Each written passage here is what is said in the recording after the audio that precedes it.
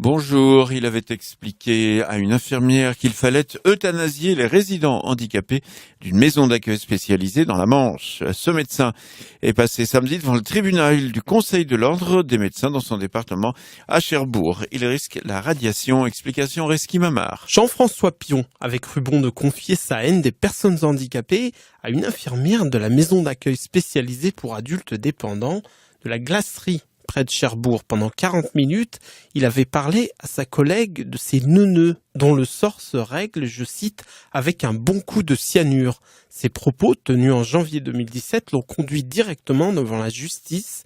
Hier, l'homme est appelé à comparaître à Cherbourg pour apologie de crimes contre l'humanité et incitation à la haine contre les personnes handicapées. Le médecin généraliste chez SOS Médecins doit s'y expliquer pour la seconde fois. En juillet dernier, la chambre disciplinaire du Conseil régional de l'Ordre avait déjà prononcé une sanction administrative, 6 mois de suspension, dont 3 avec sursis. Le docteur avait fait appel, avançant qu'il n'avait pas cautionné la solution finale. Selon l'avocat de la défense, le docteur Pion n'aurait fait que tenir des propos, je cite, philosophique, sous le coup de la fatigue.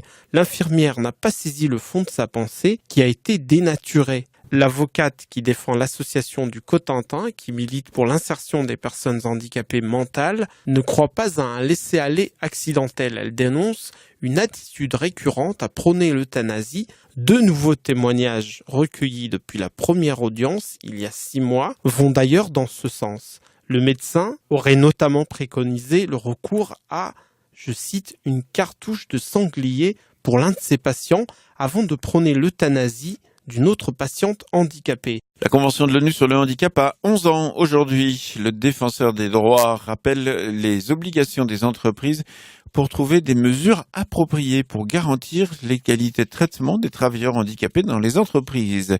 Le défenseur des droits reçoit chaque année des dizaines de plaintes sur cette question. La plupart des réclamations qui viennent des personnes handicapées concernent l'emploi et parmi celles-ci, une immense majorité ont trait aux difficultés de maintien dans l'emploi et des parcours professionnels des personnes handicapées.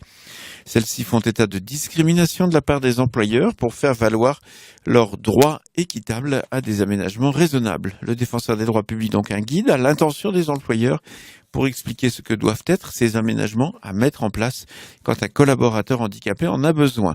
Le défenseur rappelle les obligations qui incombent aux employeurs et les conditions de mise en œuvre de ces aménagements. Toutes les infos sont bien sûr sur vivrefm.com. C'est un chanteur britannique autiste. Daniel Wickford est une célébrité dans son pays. Le public français l'a découvert au Transmusical de Rennes. Son portrait, Reski Mamar. Il a 30 ans et déjà sa musique résonne dans tout le Royaume-Uni. Il est loin le temps où ce grand frisé d'1,93 m portait des lunettes noires par timidité. Daniel Wakeford a été diagnostiqué autiste à l'âge de 9 ans, mais il est aujourd'hui à l'aise sur scène. Le grand changement s'est produit il y a 8 ans. À l'époque, ce fan de ABBA et de Queen s'est mis à écrire des chansons. Une activité qui lui a permis de gagner en confiance. Sa musique est une pop au texte naïf avec des fautes de syntaxe dont il a fait sa marque de fabrique. Exemple, I Love Girlfriend, J'aime Petite Amie. Son premier album est sorti en 2016.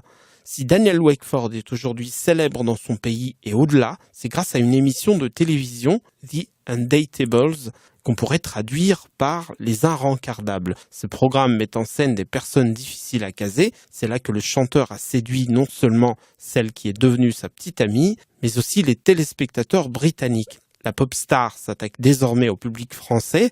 Samedi, Daniel Wakeford est monté sur scène au Transmusical de Rennes.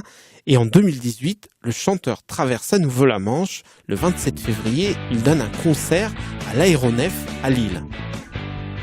Playboy girls, there's so much sexy. Playboy girls, there's so much pretty. Playboy girls, have a dance, let's have a party.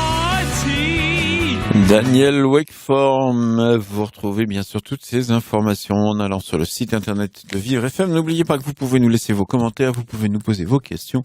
Et si vous aussi, vous voulez témoigner, n'hésitez pas à prendre contact avec la rédaction de Vivre FM. On vous redonne le numéro 01 56 88 40 20.